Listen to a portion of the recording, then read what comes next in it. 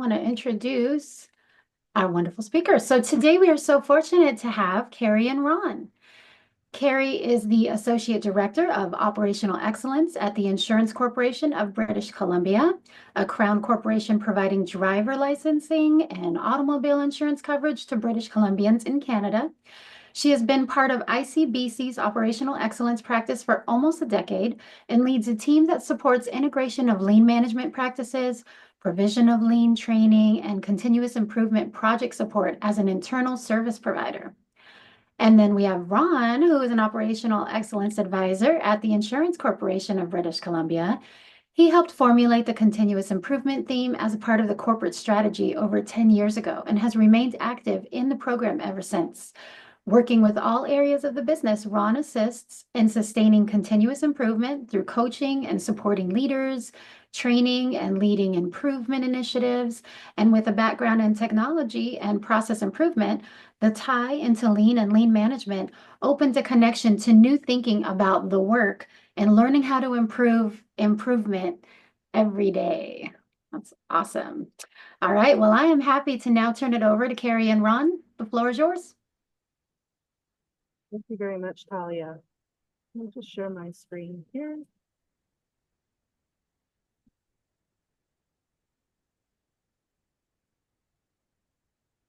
So before we get started today, I just want to do a quick acknowledgement that Ron and I are presenting from the city of North Vancouver, where the area in which we work here in British Columbia is the traditional and unceded territories of the Musqueam, Tsleil-Waututh, and Squamish nations. The area here has been occupied by their peoples since time immemorial, and we acknowledge our privilege to work and reside here. So with Talia's fantastic introduction, I'm really pleased to be here today to talk on this topic of digital productivity.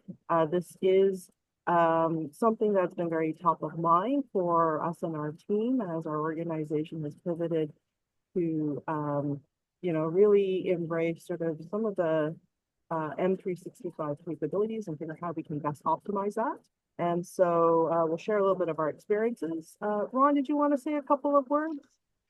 I just really want to excited to be a part of today. As Talia was going through that introduction, I was thinking of our decade carry at continuous improvement and just how we've benefited from both participating and attending Results Washington in the past and drawing from other organizations. And yeah, I hope our session adds value to our attendees today. That's my wish for the day.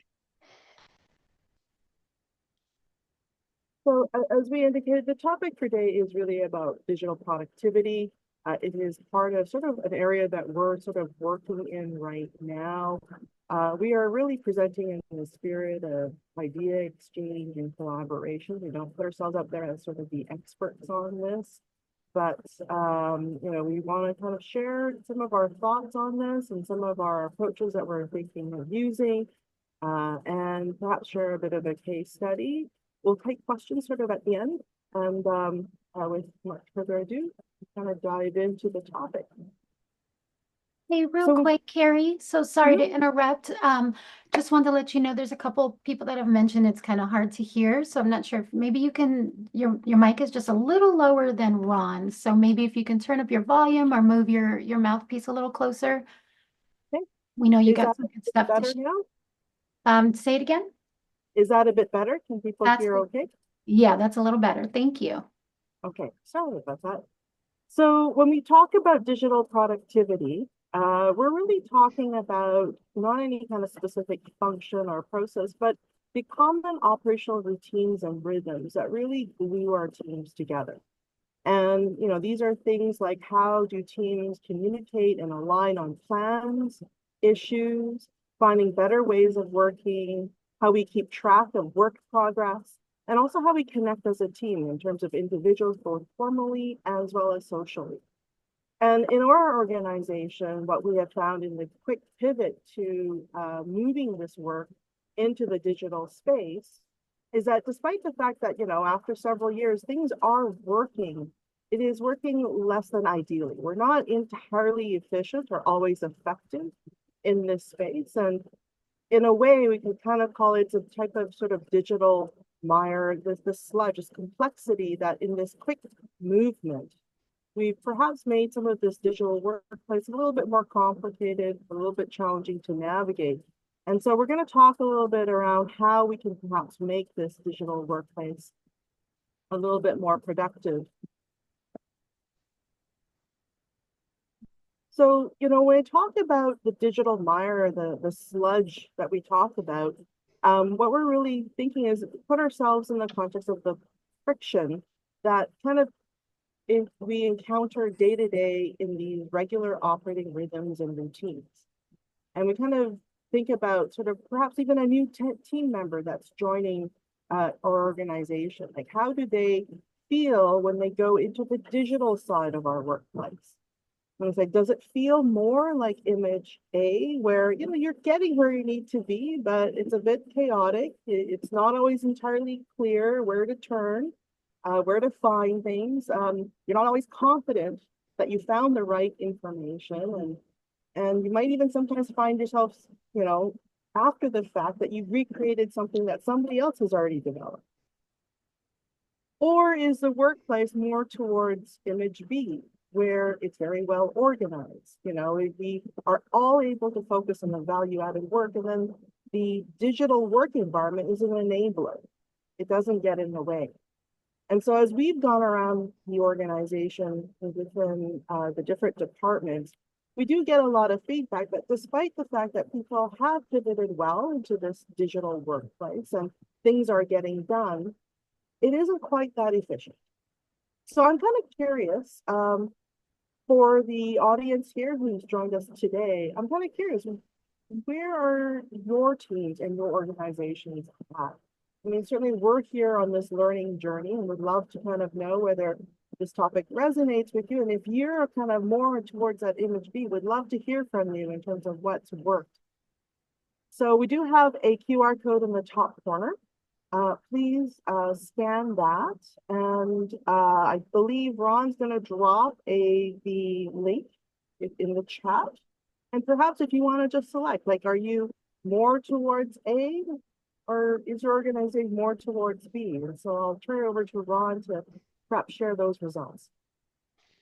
Yeah, so I'll just add it to the chat just in case. I am seeing well, actually, I don't think the chat's accessible, right, to our outsiders, but going through and looking at our results, then yeah, it's a tight race for sure in terms of what we're seeing. And so here's our Mentimeter, and it's bouncing around, that's for sure, as people continue to reply. And it was so interesting. It seemed early on free flowing was just racing ahead, and those are the digitally organized folks, I guess. And then as we kind of draw out the conversation, traffic jams started edging up there, and it's interesting. We seem to be about an even split now, which I think I might have lost money on this one. I was sort of expecting we might be leaning a little bit more towards the traffic jam, just given the nature of the talk today and just kind of our focus area. But fun to see the results streaming in for sure. Well, you know what? Since we are kind of equally, looks like we're fairly equally split. I mean, I think this is a topic that we can all certainly collaborate on and learn from those who have this working really well. And we really invite you sort of at the end of the presentation to share some of those ideas. Feel free to get in touch. I'll just going to take over to continue on.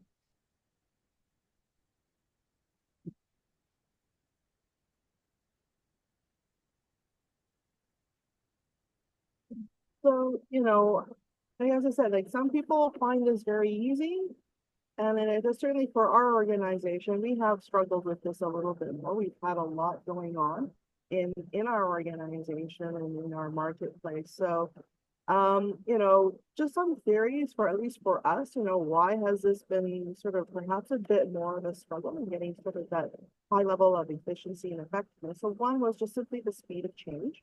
We had to adapt very quickly and didn't really always have afford the opportunity to really step back and organize things well. And the technology was rather new for our organization. A lot of these kind of routine tasks tend to be viewed as perhaps more administrative. And so, every function has its core purpose. And some of these tasks, well, as long as they're getting done, nobody really paid a lot of attention on whether, we were using the right channels or storing the information in the right place or even establishing sort of clear standards. Scalability was also a challenge. Carrie. This was oftentimes. So sorry, Carrie, to Yes. interrupt. Hey, we're still getting folks commenting on your audio. So I don't know if it's possible, but if you can just like speak a little louder than you normally would and pretend like you're trying to project to someone in the back of the room, we want folks to be able to Okay. hear you. And it's coming through for quite a few folks that are having that issue. Okay. All right. I'll try to speak a bit louder and hopefully through. Do let me know. Perhaps we can switch up with Ron if this continues to be an issue. So scalability is a major problem as well. It isn't something that you can kind of come up with one method and have all teams do at the same time. Every team's starting point was quite different.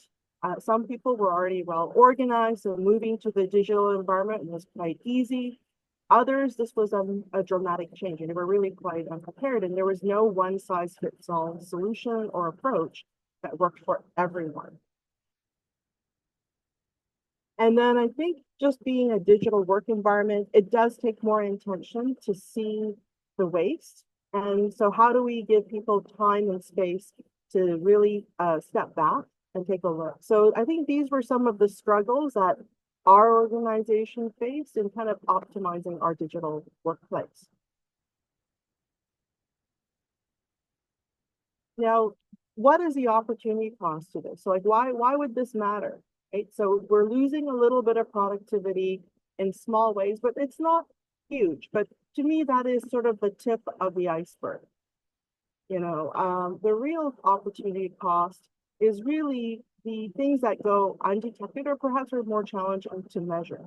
This is in the frustration. This is the obstacles for people to focus on the value-added aspects of their work. It could be delays, rework, and honestly, just people, wasting time. And I think this contributes to this sense of, how do we take pride in the digital workplace in the same way that we might take pride in the physical workplaces that we occupy. So how can lean practices and mindsets help? And so when we kind of think about lean, we start with the current state, right? A lot of our teams have different ways of working and habits. Some are formal, some are informal, and some may be working quite well, and others might be a little less standardized. We also have a huge body of technical knowledge and training, but it seems that with just these two things, like while some teams are able to make some improvements, it's a bit haphazard, right? And our hypothesis and argument is that, there's a role here that lean can play in being both the bridge to bring these components together, but also be a critical engine for driving improvement in this digital workplace. And it is really fundamentally about the leaders to bring the leaders along and bringing the teams along using a disciplined methodology.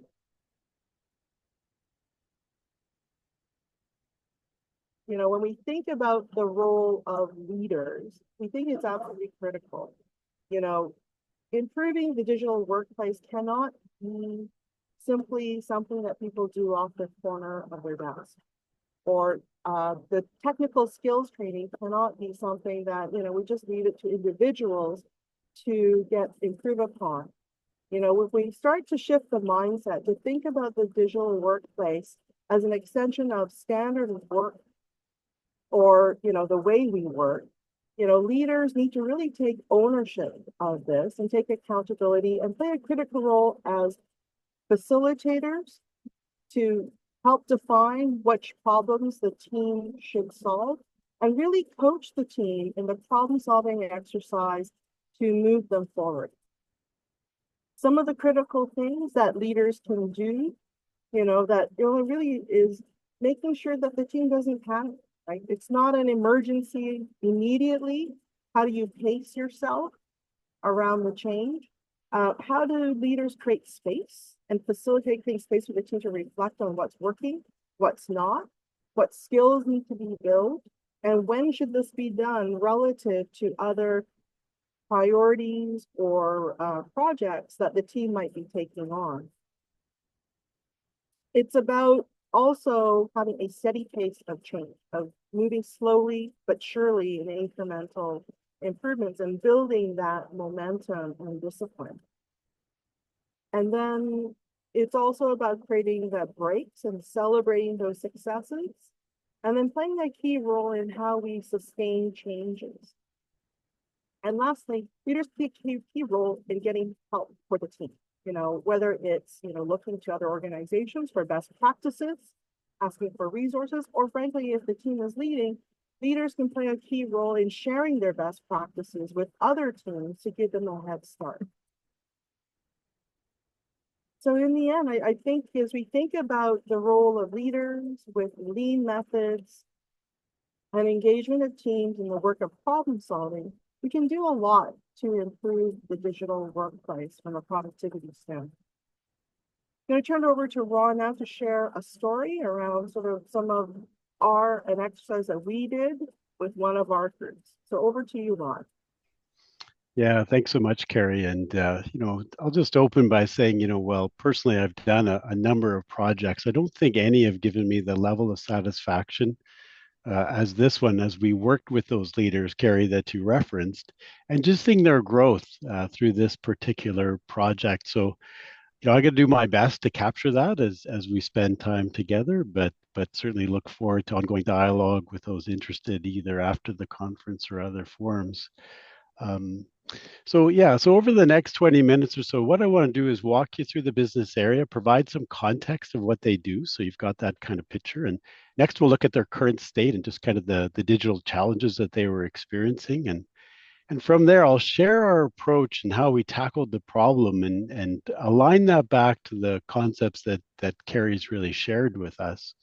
And we'll finish up by looking at the results, kind of where the team progressed to, and just really take a look at the outcomes that were able to be achieved. And I will mention that the term Odyssey was consciously chosen by the leadership group to be reflective of that state that we wanted leaders to go on a journey and pause and think about their actions and how they're responding to this digital environment. So I thought it was a very, very fitting term. All right, so let's take a look at the group then.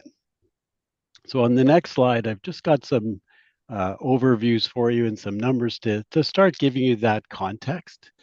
So the group is called Claims Admin, and the hint, the title starts to give you a bit of a hint as to their purpose. But I kind of like thinking about the glue that holds our claims together, right? In the introduction, you heard from Carrie, the different areas of our organization. And when you think about an insurance claim, we're going to be either fixing someone's car or we're going to be fixing an injured customer. Well, just imagine the steps that are involved in those respective processes. Well, this is the department that quite often is putting the finishing touches on a customer reimbursement, or they might be towing a vehicle from one location to another. The work has to be done in a timely way, and we can't afford any gaps. We're either going to have escalating claims costs if things kind of go awry from an operations stand, or a disappointed customer. And neither one of those are good outcomes. And this is the group that really often does that last mile of service that completes things on behalf of the claims process. I'll point out as well, and this is kind of an interesting dimension to the team, that quite often these are first-time managers. They're stepping into the role with fairly broad spans of control, often with 20 or so direct reports, as you can work out by the numbers. So I think that starts to give you some picture of what the day might be like within this group and just how busy they are. All right. So with that context, then let's flip a bit and let's look at their digital footprint. Interesting. So we've got these islands of technology, if I can grace them with that title, with these different repositories of information.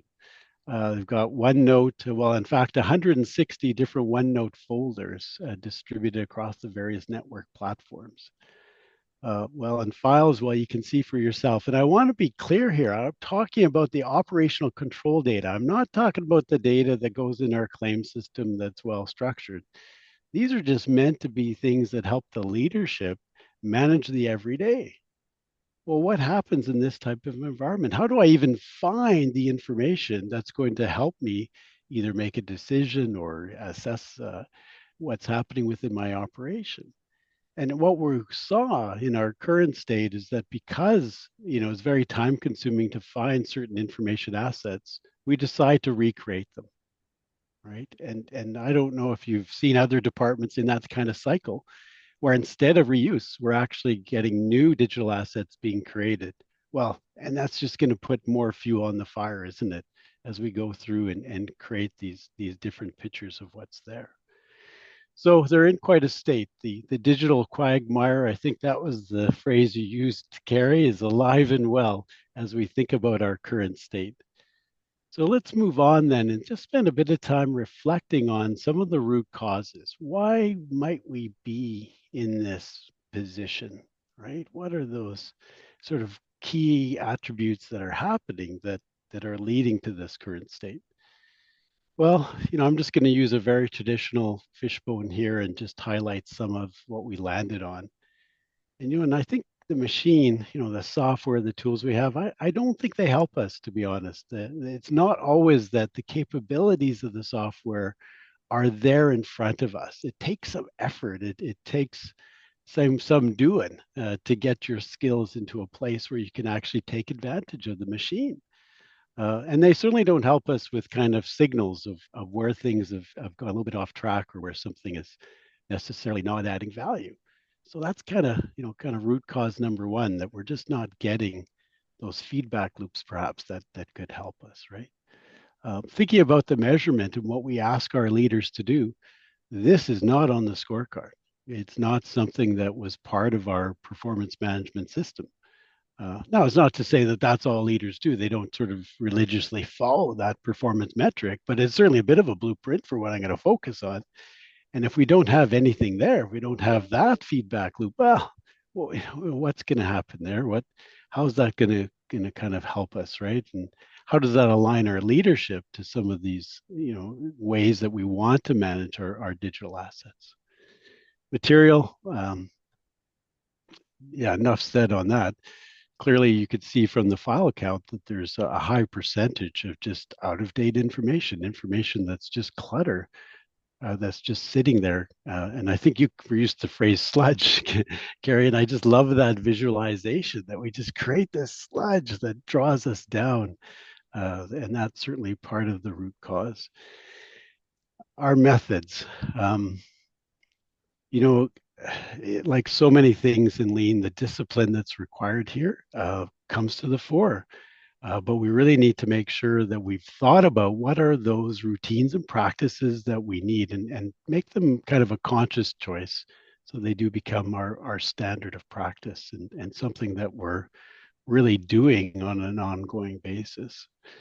The environment, this one's kind of interesting. And when I think about the team, they very much are a collaborative group. They do kind of work well together as we think about that current state. But the sharing culture that was created was really one of sending attachments to one another, which again, you can see what happens. You're just adding more and more kind of digital assets on top of digital assets, rather than fostering that kind of good data hygiene that keeps things in place. And there's a lot of fast thinking, I would say, with rapid decision making. Again, I don't think that's unique. I don't think I need to talk about that when we see that every day. And finally, let's think about the people. When we bring a leader in, we're looking at certain skills and capabilities. And, what we ask for is a lot of ways what we get. And I'd have to say in our organization, when it comes to technology, there's almost well, that's an IT thing belief. I think that's fading as the years go by, because clearly technology is so front and center. But what I would say that we faced a little bit of that in this environment is some of the root cause. Whereas as individuals and as leaders, we need to think about, what are we doing to foster our kind of technology kind of capability? And, as we start to unpack this little bit of a case study, we'll spend more time on that. So that's kind of, I've taken you through now kind of the business, what they do. I've given you a picture of the current state, and we've hypothesized here some of our root causes and why we would certainly vote option A with the traffic jam. Let's pivot a bit now and start looking at how do we migrate our way out of this? What tools and processes could we use? And in our good friend 5S, it's always there. And I must admit, thinking about 5S in a physical state, and I had the opportunity to do some work in a warehouse, I found that quite straightforward, very engaging, relatively easy to do. Um, I have to say, when we started thinking about applying 5S to our digital world, it was a bit of a head scratcher. It wasn't as intuitive to just leap right in there and get started. So I want to share with you, and I hope you find this valuable, some of the techniques we used to create what we called digital 5S. And yeah, I think this started to really change the landscape a little bit about how we thought about our 5S program. So the first thing, and Carrie already talked about this, it's so hard in our digital world to even find these things.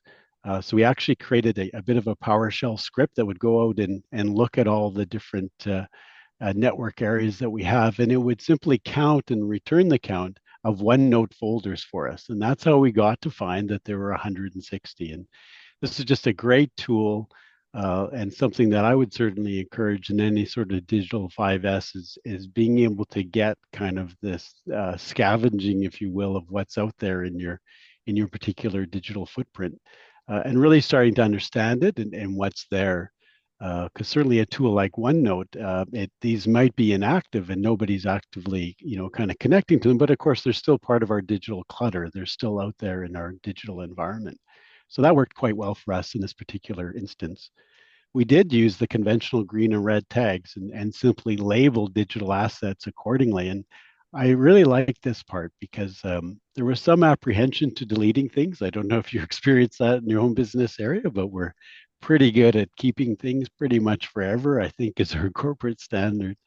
But by making this kind of transparent green and red tag program, everybody could see how things have been classified. They could weigh in with their opinions. And I just love that, and obviously that's paying homage to our respect for people and our other principles from a lean perspective. But I just loved how that allowed us to progress. And I want to pick up as well on what Carrie talked about and, move slowly but surely. This is a daunting task. You saw the file count there in the beginning. It's a very big mountain and feels overwhelming and it's perhaps intuitive, but we did take more of a directory style approach. Obviously, those of you familiar with network attached storage in your file directories, you can kind of sort the oldest and newest and start chipping away that way. And it was good. It allowed us to make progress and good steady progress without feeling overwhelmed. Because obviously, from the current footprint synopsis, you saw that we were in quite a digital quagmire. So those are just a few of the techniques that we used in the sorting phase of the digital 5S. I want to move on now and talk a bit about the set and order, the kind of next step. And, truly, this was a head scratcher again. Somehow the physical environment, again, I'll go back to the warehouse. We just kind of had some simple tactics like to start to classify things and was able to progress, where things ought to be. But when I reflect on, you know, um, a given area and a given department, how do we even begin? And we had a few false starts, but ultimately what we landed on is this notion of identifying key information assets. And so, I envision that you're a claims admin leader. Well, you're in the center of this slide. And what we started to do was really label, well, what are those critical assets that we need to support our function, to manage our operations? And let's go through and kind of classify those. And it could be everything from our onboarding process of new folks into the department to how we evaluate and measure productivity. And we started to standardize and coalesce on these assets and obtain, some agreement that these are the things we're going to lever and to use them in a consolidated manner. Prior to this kind of iteration, we would cluster away our secret sauce of managing operations in each of our kind of respective manager areas. Well, that doesn't really foster that collaboration, doesn't sort of make those information assets available to your colleagues. And so this really started to pivot our thinking and saying, okay, let's identify those key information assets, let's make them available, and let's really use them consistently across the leadership team. So obviously a bit of a change. And I really admired how the team approached this. There were a lot of open working sessions, everyone's involved. And it really made me think about one of our VPs of HR. She would talk about, as we're doing our projects and different things, not necessarily just in the operational excellence, but anywhere. And she'd always challenge you to say, well, are you building compliance or commitment? And I just love that thinking, right? In this area, if you're going to follow the kind of set and order tactic, you really need that commitment. You need to have that buy-in, and we all got to play. There can't be any outliers. And I just loved how the team came together and coalesced on that. And there were a couple of things I think that really helped. Everyone seemed to sort of contribute something to the key information asset. That was kind of cool. Um, and you could see the benefit where these unique sort of documents and things that they'd been harvesting away kind of went away, and it was kind of obvious as we started to remove some of that individual kind of perspective and bring it into the group. And the digital tool kind of helped as well. Just digress a bit to talk about M365 and its search capability. That really helped because leaders could see how easily they could now find these key information assets as they brought them into our new world. And in behind the scenes, the tool was doing versioning for us automatically. And those two things really helped to drive this particular aspect of our project forward. Okay, great. So now we've done our sorting. We're starting to red tag, green tag, clean up our environment. We're starting to set things in order. What's next? Let's take a look. What should we do next? Oh, yeah, the people, our leaders. And this is just some quotes that I just thought were interesting as we started to talk about where they were from a leadership capability, and just some of the thoughts they had. And what struck me was the sheer apprehension in this area.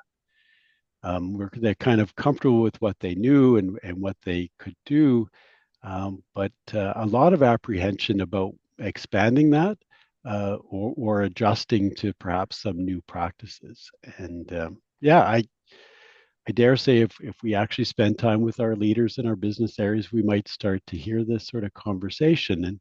And certainly that starts to permeate the kind of attitudes and beliefs and the mindsets within the team. So we've got to nudge this to a different state. So how do we do that? How do we start to shift gears here in our leadership capability? So on the next slide, I'll just talk a bit about how we went about it. And what we started to do is really capture the current attitude and beliefs, how they were kind of evidence, the typical kind of statements that we were hearing. And these were a lot of kind of one-on-one interviews and other kind of conversations that we had. And then we all set out kind of the target state. We tried to create together, well, what would be kind of better? I think, Carrie, you say this all the time, what does good look like? What's that kind of target state that we really want to move ourselves to? And that's what we started talking about, a digitally enabled leader. It always makes me think of an avatar or something, but we just really mean a leader that's kind of comfortable with technology and using technology. And then we bridged from this to, I guess, a more traditional tool of a skills matrix. So nothing too fancy here, but I do want to talk a bit about it. Yeah, that's right. So we went through, of course, measured current state. And what we did was kind of customize the target state a little bit. And this is something that we started to reflect on how important is this particular digital capability to what this team needs to do. And I really encourage that. There's a broad suite of technology capability we could teach anybody or ask somebody to do. But what's important to this business? Spend the time to kind of go through that list. And in our case, what we did was actually create 3 to 5 minute little mini videos specifically targeted just on this area. We found the general training not to be applicable and often mentioning things that aren't even available in our environment. That's just waste, right? And not very embracing. And we actually found the leaders doing their own recording was a very powerful change agent as well, where they had to do the learnings, of course. And then they became a bit of a go-to. People would ask them questions. So you're kind of building your internal support. So again, this project, it seemed to work very well to spend time on those skills, what's critical for this business area, and then move that forward by involving the team. All right, so let's move on from that and just start to look at then, oh yeah, sustainment. Almost skipped that, our famous final S. I just want to share a few things. Obviously, we did a number of things, but I thought these three in particular were the most effective. One is we created event-driven sustainment. What I mean by that is when new leaders came in, there was a specific onboarding that introduced them to these, kind of digital capabilities. But we also did offboarding. And one of the coolest things is we had a manager retiring, and we spent time with them to acknowledge their 20 years in this business area and what they've been able to contribute and adding it to the key information asset. So it almost became like a legacy project. Along the way, by the way, we were getting rid of all their old digital clutter so it didn't continue to exist after they left. But it became a very kind of powerful way to acknowledge their contributions and to build up those key information assets. Obviously, we created a leader standard work, but it's funny. I even have to write that down. But it was interesting. It was the first time we really articulated what are those routines and practices of leaders. So that proved to be obviously highly effective. And then our good friend visual management. And this is just a quick glimpse at the key information asset repository that we built out in SharePoint. And part of the standards is that every digital asset has kind of an expiry date, which is really a nudge, right? So you start to build that feedback loop. This is when I want to look at that, see if it's still applicable. Maybe I want to delete it. Maybe it's no longer relevant. Or maybe I want to roll it forward and say, you know what, this is good for another 12 months. But it's just an easy way, such an easy way to create these kind of feedback loops and take what is really kind of a hidden thing, make it more obvious, make that waste kind of more visible, build in those nudges.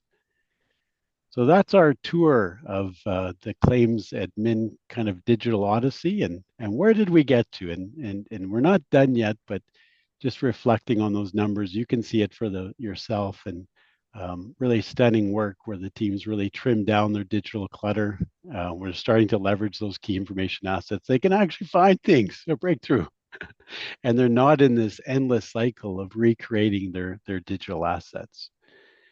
So as we leave the digital odyssey, we just have a final slide kind of tying together the various kind of lean concepts that we baked right into the project. And I just love that. We're just reusing the things we know that we've built out our expertise on and just applying them to this particular problem to great results. And as always, because we had that respect for people, because we had the leaders so engaged, it was a very successful outcome to this, kind of chapter one of the digital odyssey. And I'm pleased to say we carry on and they're carrying these attitudes and sustaining these practices. So with that, I'll turn it back to you, Carrie, to carry on with our looking at how we keep out of the digital quagmire. Thank you, Ron. So when we kind of start to shift mindsets in this example, like when we start to think about that digital workplace as not just as something for people to deal with individually off the corner of their desk, and as an extension of what is standard work, the playbook is really our good old PDCA, right? Have teams start with the meaningful problem, set an interim goal, and ideally keep these things short and achievable in terms of like a month or a quarter. Go study and have the team go study the problem, assess, count up, like Ron showed those screens of, well, how much is there? The team might be surprised at how much there actually is. As we said, maybe it's different in other organizations, but certainly we tend to accumulate and are not as often removing things as things change. This is sort of where the leadership is really important in terms of deciding what scope to take on and when to fit this exercise or this problem to be dealt with for the team amongst all the other work of the department. And then just simply beefing up the skill set, helping people learn the tools, what options, and then designing what makes sense. Just as Ron talked about the skills matrix and customizing in terms of what was important for the team, this step is really as you plan and do the actual design, it needs to really fit into how does it lift the productivity? How does it solve real problems for the team or in how it serves its customers? And then it's just the final, execute, collect the feedback, celebrate those successes. And as Ron said, like, how do you bake this into the controls? Like in terms of how do we maintain the environment and keep the environment productive? And we need to kind of give sometimes a rest period for this sustainment to really take hold and ensure that it is now turned from a project into an ongoing habit for the team and part of the norm. And then it's really about scheduling that next iteration because there's always room to improve. With technology, the landscape's constantly changing. So there are always new problems and perhaps new opportunities to take advantage of. And it is something, a skill set that we feel all teams could really benefit from. The one thing that we would, as a guiding principle, we don't want people to do is simply to lift and shift in this digital environment. This is sort of taking that reactive approach when, a sudden change happens and now you're just moving things, whether you need them or not, into new environments or perhaps creating duplicates upon duplicates. When we think about being purposeful, it's also about, not just simply implementing a solution because somebody else does it. It is really about connecting it to the work and to the purpose of the team. So how might we scale this? Like so far, it feels very much like, well, is it just simply a grassroots effort? And we do think that there are some things that we could do to help scale this across an organization. And that is helping managers and teams with the problem solving process by giving them a standard or a yardstick to kind of help define the problem. That is essentially where the problem starts. And so one of the things that we're testing out is this idea of creating a series of maturity assessments around common operational routines and practices that can be calibrated to our organization. So these are around the topics of communication, notification, emails, files and document storage and retrieval, how teams come around, time management, meetings, minutes, and tasks. And then finally, sort of the skill sets and the mindsets of the team in managing this digital workplace. So I'm kind of curious, like these are sort of 4 key areas that, kind of present pain points in differing degrees within our organization. I'm kind of curious here, I'll take a poll to see in this audience, which of these are top pain points for you. So the QR code again is on the top corner of the screen, and then Ron will drop I think the link is already in the chat, so just click on that and Ron will advance to the next question. Yeah, and our results are already streaming in, and if it's anything like what we saw in the last poll, I'm guessing that it's going to end up 25, 25, 25 right across the board. Because oddly enough, in the whole free flow and traffic jam, we ended 50-50, if you can believe it. I still find that amazing, but let's see if anything different here. And this one's a bit different. You can vote for more than one, opportunity area, shall we call it that, or pain point, take your pick. but yeah, we're seeing the results stream in, and I think we'll see if we see any shifts coming on. But yeah, it kind of makes sense that this is almost the way we'd almost forecast it, in the sense of those files and document retrieval. That certainly was something we see very consistently. Yeah, I think that this is certainly, as I look at these percentages, really reflect even within our own organization around sort of the sentiment around where people feel the most level of frustration. And so, all right, Yeah, great. Well, mhm. especially where you hear people say, "Oh, I know it's somewhere," right? Like that's always the key word for me when we're chatting to them. Yeah, for sure. All right, well, Great. I think we've got pretty good responses there. I'll let you know if it tilts anything too dramatic from this. Good.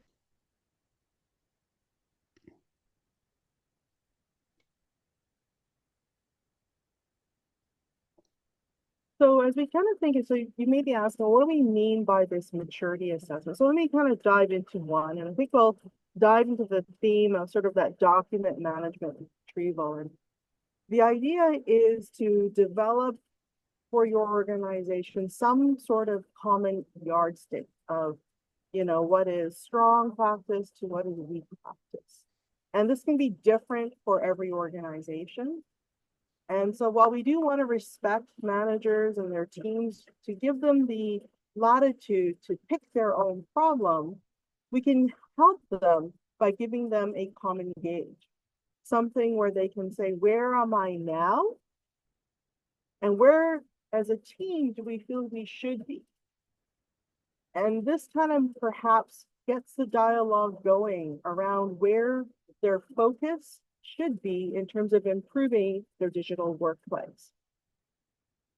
What's nice about this kind of standard maturity assessment framework is if you categorize the different types of themes and topics around capabilities, you can also pre-record certain training or case studies or examples and of pre-established sort of use cases that make it easier. So the goal here is really to make it easier for management teams to define the problem, define the goal, and find the necessary tools, training, benchmarks, examples, so that they can kind of land on what is the right solution for them more quickly without having to reinvent work around research or development.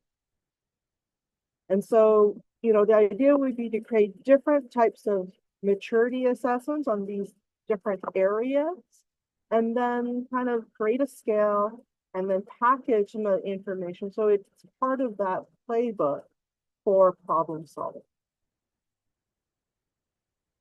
From after defining the problem, then it's about pivoting to action. And so really here we're talking about having teams start small. Pick one item that you want to improve. Don't try to improve everything all at once. Have them set an interim target. It doesn't even have to be the final state of where they want to be. If your documents, it could be a certain type of document category. Ron talked about information assets. Maybe it's the information around overtime schedule. Maybe it's the information around our onboarding material, where that should be kept. Maybe that's all over the place, and your target is to get that category of asset in the right place with a standard bias in the next quarter or in the next month, depending on how big that change would be. Celebrate the successes, make sure that these implementations, do take hold, that they are able to sustain. And then, if you're able to make this more of a corporate or enterprise-wide exercise that, managers can select from, you can also support it with enterprise communication in terms of contests, spotlights on successes, facilitates sharing of templates and examples, and kind of enrich the standard and what's available for managers and their teams to take advantage of. And obviously all of this needs partnership. So when we think about us as a continuous improvement team, We cannot do this without a good partnership with our HR peers and leadership development and training, as well as our IT peers in terms of anticipating what are some of the new features that are going to be coming online, especially as we move more and more into this cloud environment where some of these features are not always deployed at a pace that we would dictate. And I do think that this is an important synergy to really help all managers across the organization to engage in problem solving. And I do think it's a win-win for everyone. It's about building problem solving skills. It's about improving the digital environment. It's also a great opportunity for leaders to practice their leadership skills and how to coach and develop other problem solvers.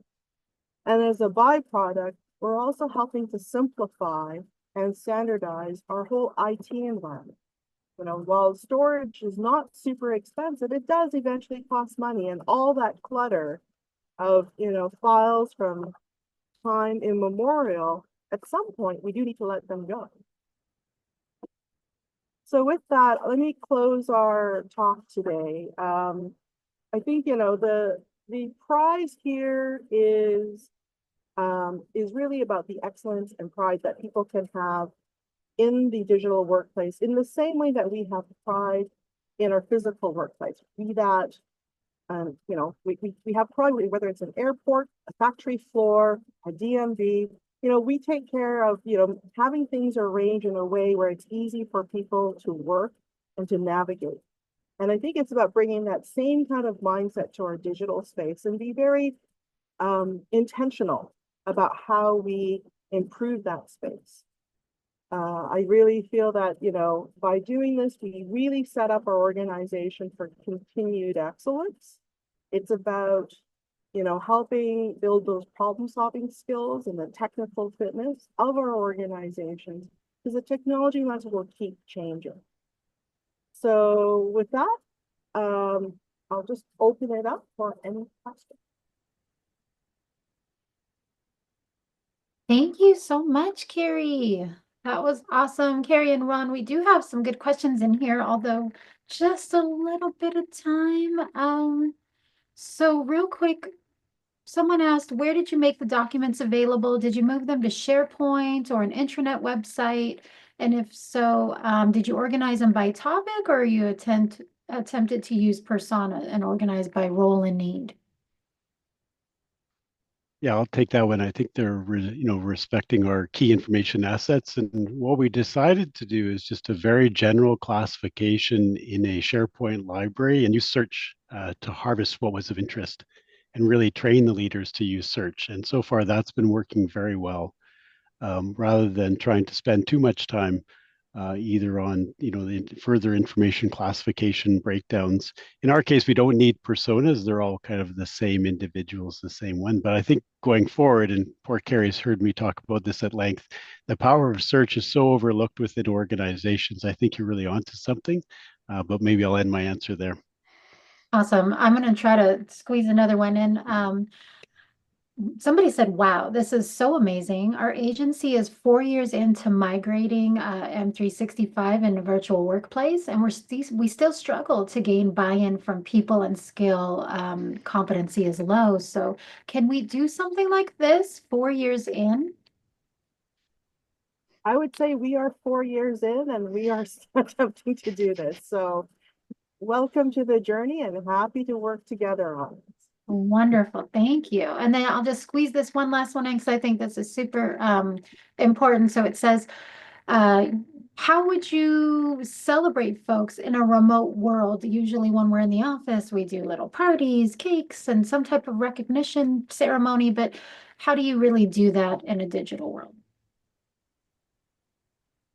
I think, this is a problem that our teams have come across. And I think, I don't think there's a one size fits all. We always talk about recognition and needing to tailor to who you're recognizing, what their preferences are.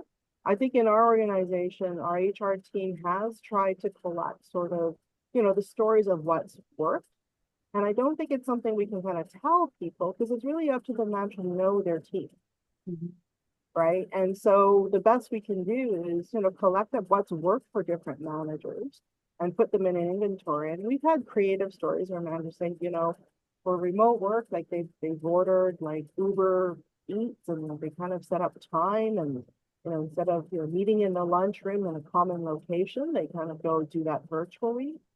Some Mhm. teams have just decided to physically come in, right? Like, there is a role that, we all crave some of that connection. And so, putting aside budget to make that happen, maybe, once in a while and making that a priority. It really just depends. There really is no one size fits all, but it really is about knowing your people and what matters for them. I love that. And maybe since that is the center, then just having a conversation with your team and possibly asking how they would like to be celebrated and recognized. Well, thank you so much, Carrie and Ron. This was an awesome presentation. We want to thank our ASL interpreter, Kelly, and our cart captioner, Melissa. Thank you, everyone, for joining us and all your great questions and feedback. More of the conference to come. So if you all need to register for more sessions, you can go to results.wa.gov. If you want to revisit sessions you've watched live already or sessions you might have missed, you can find them there as well. And also download copies of presenter materials if you need that. Please fill out the survey that's going to pop up and let us know how valuable this session was for you. We'd greatly appreciate it. Thank you again, everyone, for attending. And thank you, Carrie, again, and Ron for such a great material and informative presentation. Have a wonderful day. Thank you. Thank you.